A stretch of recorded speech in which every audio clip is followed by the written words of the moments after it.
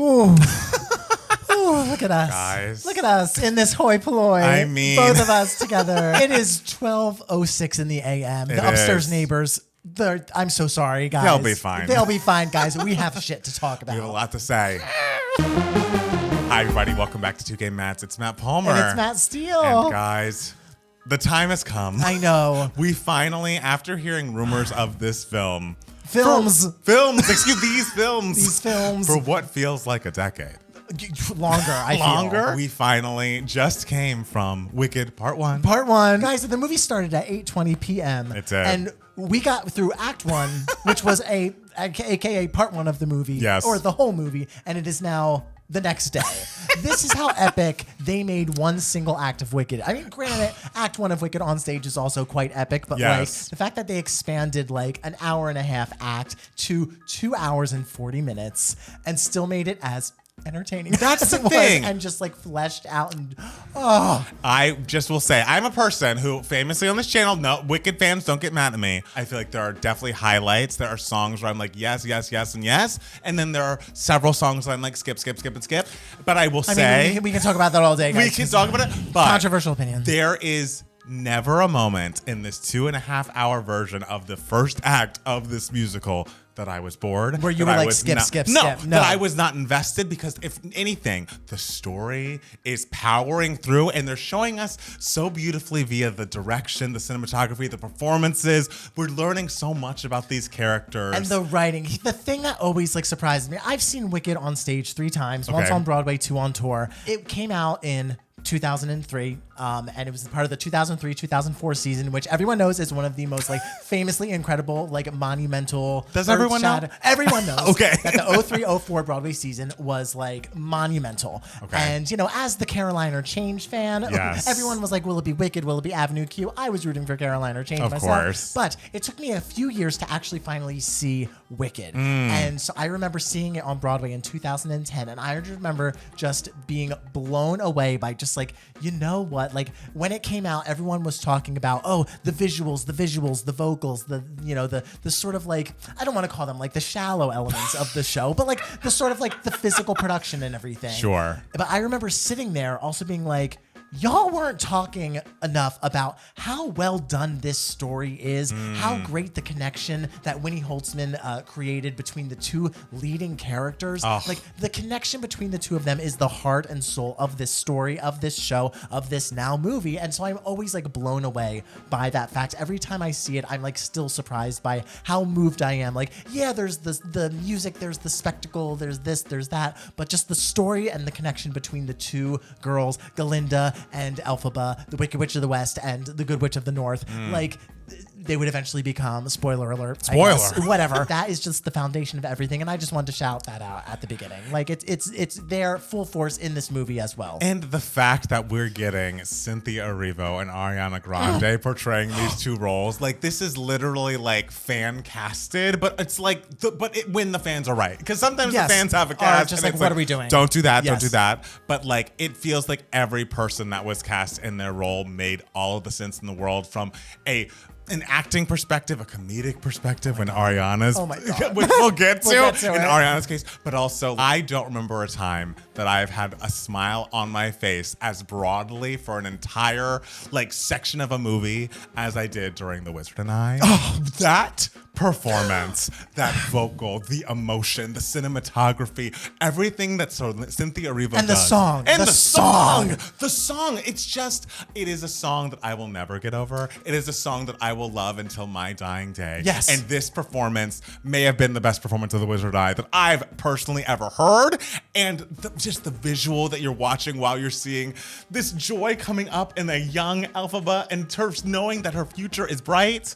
10 out of 10. 3 things I want to say about The Wizard and I that have not been said yet. Most importantly, I feel like, the climax of the song, and I'll stand there. Everyone knows. We know. It sounds better when Cynthia does it. You did nice, though. Thank you so much. It's midnight.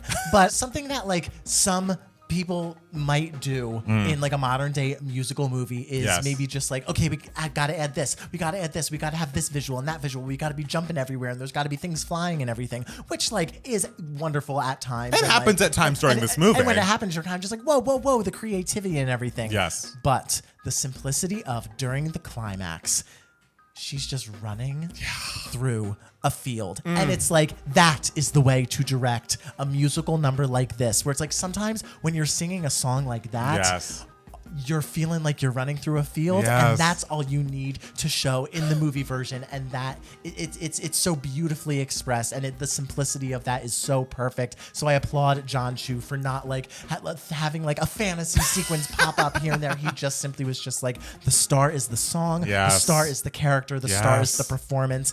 She's just gonna run. She's just gonna run, and it's gonna be cathartic and euphoric. Also, the moment where if I degreenify you, where she's like under these like glass decorations, and for a second you see her with like her natural color skin. Like, it's just such a beautiful, simple moment. And the most beautiful, simple moment of them all was when she's looking over out against the cliff and everything, and she sees the rainbow, and you're just like, this is Elphaba's Somewhere Over the Rainbow. It is. It really is. It really is. Everything about the way that number was done was so great. It was perfect. I've literally, and again, of course, Defying Gravity, Of popular. course. There are huge songs coming in this show, but I, at that moment, was like, oh, this is exactly what it needed to be. Yeah. This is like the song and the performance and the like visual attached that like this song deserved. And I just am so like, of course, Ariana, we're gonna get to it, especially comedically, like over the moon, unbelievable. But we cannot forget the brilliance that Cynthia Erivo is like bringing to this role, acting wise, but also vocally. Like, I feel like we as a culture know her as like, oh, she's an incredible singer, so lest we forget. Like, in kind of are just like, oh, we're gonna, yeah, she sings well, yes. But no, guys, we need to think about the emotion. We need to talk about the fact that, like, I also was someone who was like, why are we talking about like, oh, we actually sang live on set? And I was like, okay. Sure. But then when they do it, it gets you. it really got me. And it's like, well, I mean, we could look into, I don't believe everyone was doing it, which is not a judgment. Of course not, you know. But when, especially in those songs with Cynthia Erivo, it's like the fact that you make this look so easy. Oh, sure. And I know in Defying Gravity that you are in a fucking harness, flying in front of a green screen, sounding like that. Yeah. Like, how dare you? I know. A talent that we'll never see again. I know. Brilliant. But also, speaking of talent, Yes. let's go back to when I first saw Wicked. When I was a little kid, and I would just like blast the Wicked cast recording in my bedroom. Of course, I was a little 10th grader, and I was just like, Elphaba, I want to be Elphaba and everything. And yeah, there's Glinda.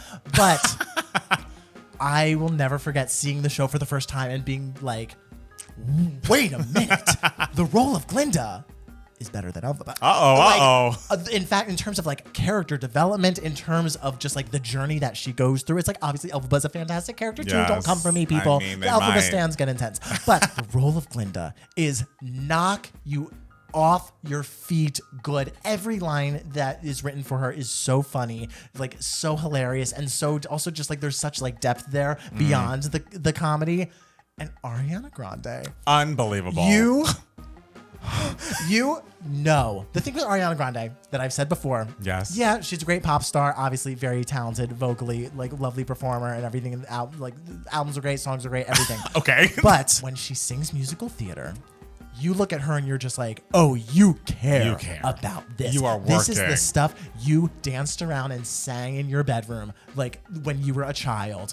And you know, she somehow got her hands on that script of Wicked when she was a little girl and like had every line of every single character memorized. She had box lines memorized. She had everyone's lines memorized because she nailed every single moment of Glinda, every comedic moment, every like song, everything. She was so charming and so winning. And there was like such depth, even like in the beginning with No One Mourns the Wicked, just like the look on her face that she was giving. I was just like, oh, I can't wait for part 2.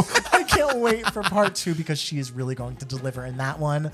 Oh, I loved her. I'm thrilled she was cast. I am too. And I'm just thrilled that she did such an incredible job because I really could see her in so many more movies, musicals, whatever the hell she wants to do, because like the comedic chops, because like it almost was to the point where I would be like, yeah, she sounds great, but like that's almost not the point. Like it's like, yes, of course, but we knew she sounds great. Like the acting performance, the comedic timing, the fact that like you said, it feels like she has been training for this this role her entire life. The role has been in her bones for like decades now. It feels like she just arrived to set and was just like, I already know how to do it. Exactly. And she did it. She made every choice she wanted to make. Like the timing in Popular, the things she would do, how she would just jump and just kick her legs out. Like she literally, the entire number of Popular is her just opening up suitcases and gadgets flying out, and it never got old. Not once. It would not once. It was just such joy from beginning to end. Popular, and the chemistry between her and Cynthia was so fantastic. And the chemistry between her and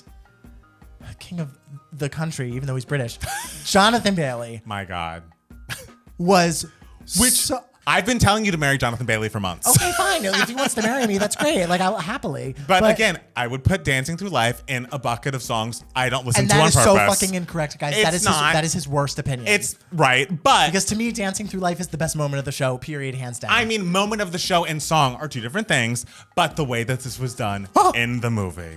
The way that this sequence was done, like this felt like John M. Chu, like this is you doing all your shit the best you can do. Like this is your version of the pool scene in the Heights. This is your music video. Yes. He started off as a music video director. It's like, this number right here, this is where you were like, this is my bread and butter. Absolutely. Like, we're going to have people dancing around this clock, library, bookshelf thing, and it's going to be so cool. And it never felt like forced. It never felt like we were just doing cool things just to do cool things. It just like felt so natural, and he was just so like charming and hilarious, and like did such wonderful things with the role that I had never seen before, and like 10 out of 10 for him. Like I had such a great time. I had such a great time through this movie. Yes. And like even all like 12 endings of Defying Gravity.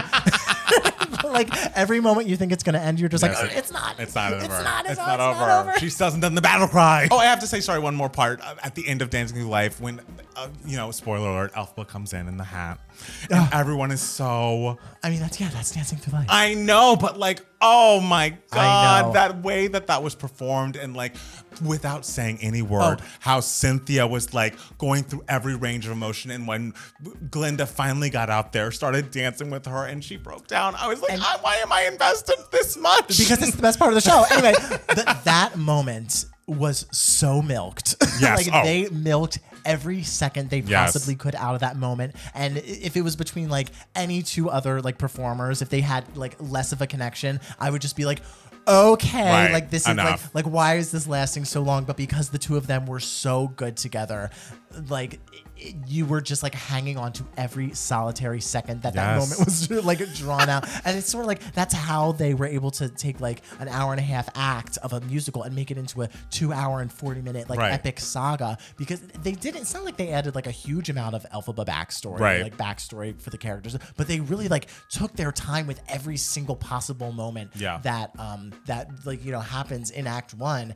You really run the risk when you do that of just being like, okay, this is too drawn out. But like, I never felt that with this movie. I didn't either. Like, for some reason, like the connection was always there between the characters, and the story of Wicked is just like so good that like you're on the ride the whole time. Our theater was packed. It was ginormous, like a packed theater, and something I've never seen before. The movie ended, and for like 15 minutes, everyone in the theater was still sitting there talking to each other to discuss. And it was midnight, and like people were still just sitting there, and because everyone was so excited about what they just saw.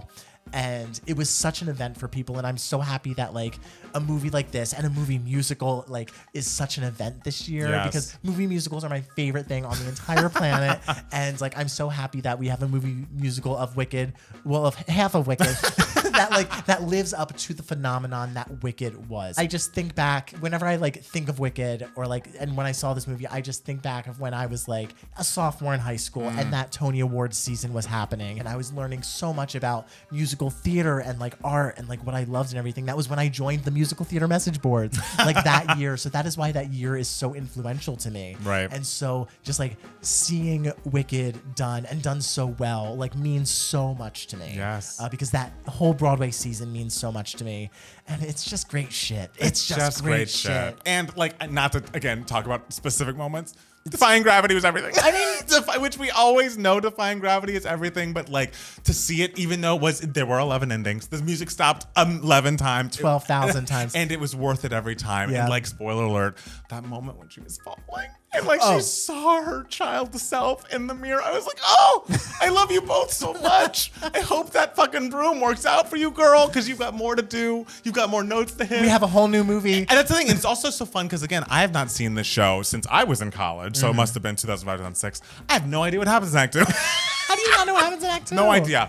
So this is really going to be exciting. I think we're seeing it in the Pantages in December, but I'll probably forget between that time and time it comes out. So I'm very excited because when Madame Morble turned out to be kind of bad, I was like, wait a minute, but you've seen it multiple times. Forgot it multiple times. No, I've seen it once. Oh, I thought you've seen it a couple times. No, I've only seen it once, and then I listened to the cast recording from that on out. Yeah, and you don't really know much about Madame Morble like through the cast recording. I know. Also, just like the Kristen cameo, the Adina cameo, yes. the Stephen Schwartz cameo. He's the one that screamed like, "The wizard will see you now." The Winnie Holtzman cameo. She was the person who was like, "And the wizard read the book," or whatever. I missed those last Winnie two. Holtzman's the one that wrote the book of the musical, and so she like had a line about the wizard reading a book. Like, that's cute. Very cute, like moments that are just like nods to the musical and like nods to the original movie, like the font of the title card. Yes. Like just like really wonderful moments, and it's just so wonderful seeing like a big bombastic movie musical be so successful. Yes. Like both like critically, artistically, and commercially. Absolutely, girl, commercially. This is making money. It's making so much money, and it absolutely is worth it. We cannot recommend that you go see Wicked Part 1 enough. I'm sure you already have if you're watching this video. Yeah. But if you have, go see it again, because it's great. And like, will I see it again? Maybe when it's streaming, I will. But I'll be listening to that, I can say soundtrack. That soundtrack from here on out. I'll be listening to that. That's the version of The Wizard and I from here on out for me. Sorry, guys. That's it. Oh. That's it. Okay. Well, listen, they're both great. We can have both. We can have both. I will never forget the first time I heard the original cast recording. This is just me going forward. Okay. I've made a choice. All right. And Cynthia, this is you now. This is me now. Guys, thank you so much for watching. Let us know below what you think of the new film Wicked Part 1, available now. Follow us on Blue Sky and Instagram at Matt Palmer Music. And it's Matt Steele. And at 2Game Mats for both of us. If you really enjoy us, go to patreon.com/2GameMats where you get extra bonus content from us, where you can join the Discord and chat with other pop music obsessed folks. It's just this $5 a month at the lowest, and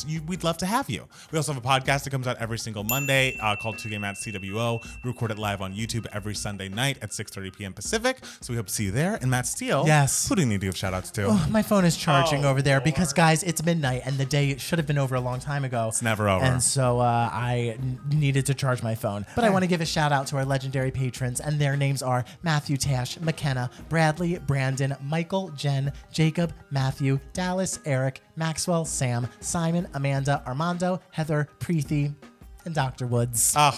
And all of you, thank you so much for watching. We'll be back soon with more 2Game Mats. Bye. Bye.